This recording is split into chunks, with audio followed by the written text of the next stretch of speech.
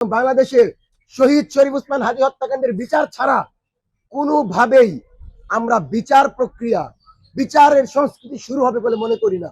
এই সরকারে মিলিটারি ইন্টেলিজেন্সের ভিতরে যদি আজকে সংস্কার করা হতো, আপনি দেখেন আমি ফাহিম ফারুকী কোথায় যাই সেই তথ্য তাদের গোয়েন্দা সংস্থা খুঁচায় খুঁচায় বের করতে পারে।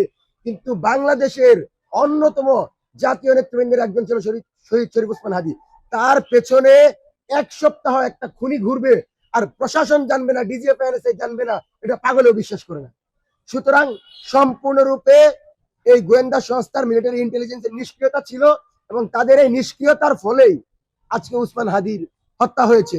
এবং এই বিচার যেন হচ্ছে না, এই চার্জশিট যে কোনো কাজে আসছে না, এবং এই চার্জশিটে 21 জন শুটারের নামের তালিকা নাই। অথচ ডিএমপি বলছে, আমাদের সাথে আনঅফিশিয়ালি বলা হয়েছে যে ওই স্পটে 21 জন শুটার ছিল, যদি ফয়সাল মিস করতো তাহলে কেউ না কেউ গুলি করতো, কিন্তু চার্জশিটে 21 জনের নাম সরকার দেয় না।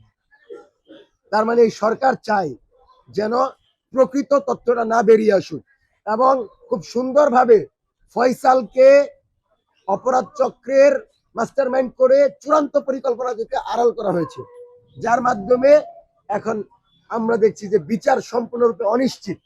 আমরা স্পষ্ট বলছি, এই বিচার প্রক্রিয়া শুরু করতে হবে এবং বিচার করতে হবে। দেশে দেশে সবার সাথে দ্য নিউজ।